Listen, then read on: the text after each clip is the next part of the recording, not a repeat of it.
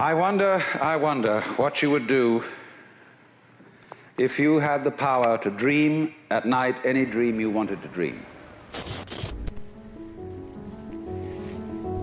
And you would, of course, be able to alter your time sense and slip, say, 75 years of subjective time into 8 hours of sleep. You would, I suppose, start out by fulfilling all your wishes. You could design for yourself what would be the most ecstatic life. Love affairs, banquets, dancing girls, wonderful journeys, gardens, music beyond belief. And then after a couple of months of this sort of thing at 75 years a night, you would be getting a little taste for something different. And you would move over to an adventurous dimension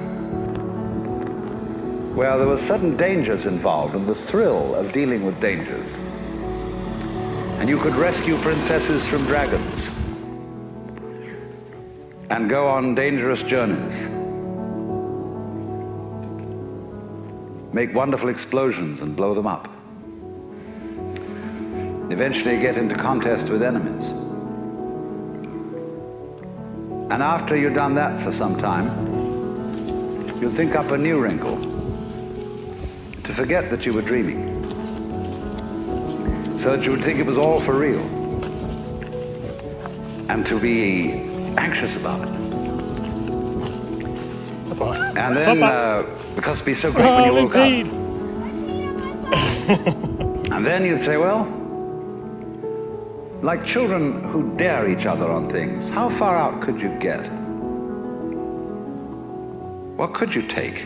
What dimension of being lost, of abandonment of your power, what dimension of that could you stand?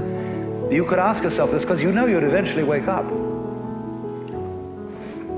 And after you'd gone on doing this, you see, for some time, you would suddenly find yourselves sitting around in this room with all your personal involvements, problems, etc., talking with me.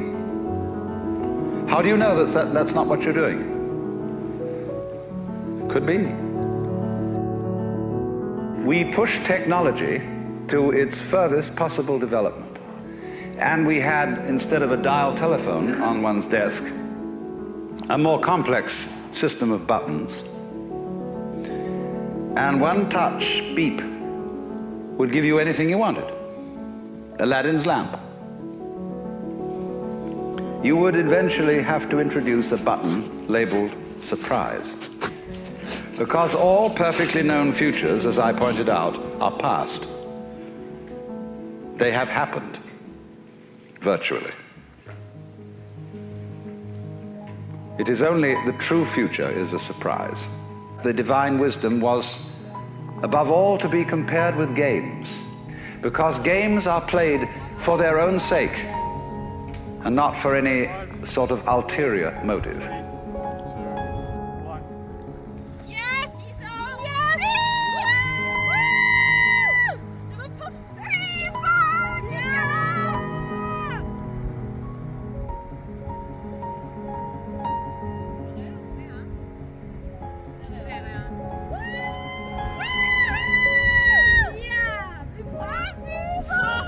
Nice one.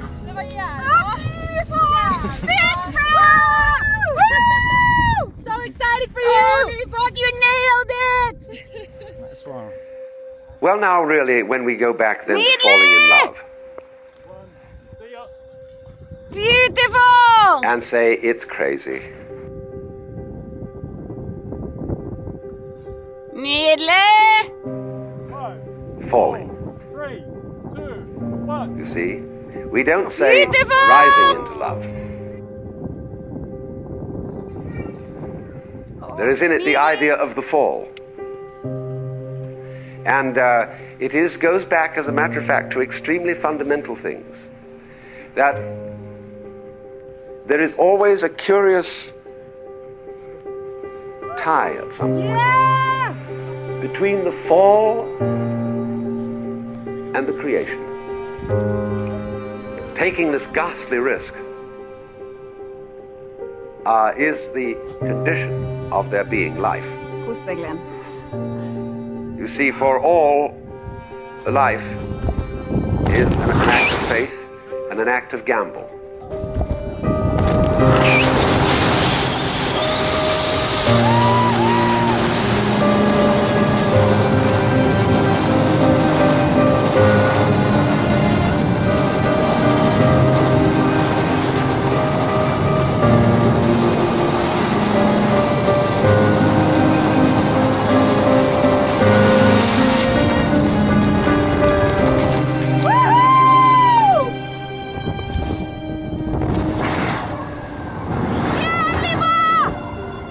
The moment you take a step, you do so on an act of faith because you don't really know that the floor is not going to give under your feet.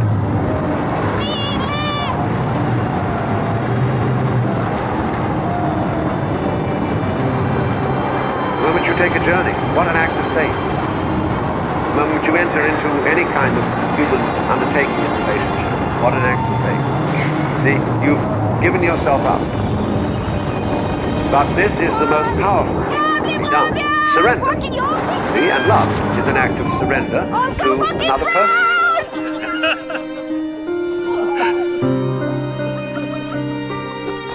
Total abandonment. I give myself. 3, 2, 1, see ya!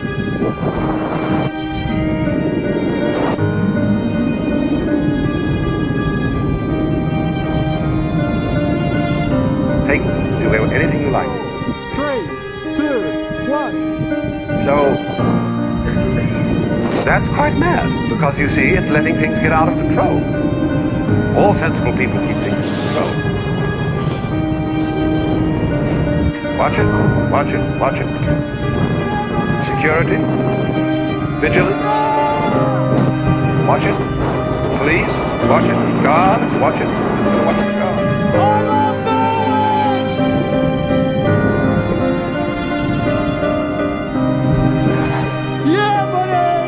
I love you. Oh my God. Yeah! Woo! Fuck yes! Ah! So, I love Norway! actually, therefore, the course of wisdom, what is really sensible, is to let go, is to commit oneself, to give oneself up, and that's quite mad. So we come to the strange conclusion that in madness lies sanity.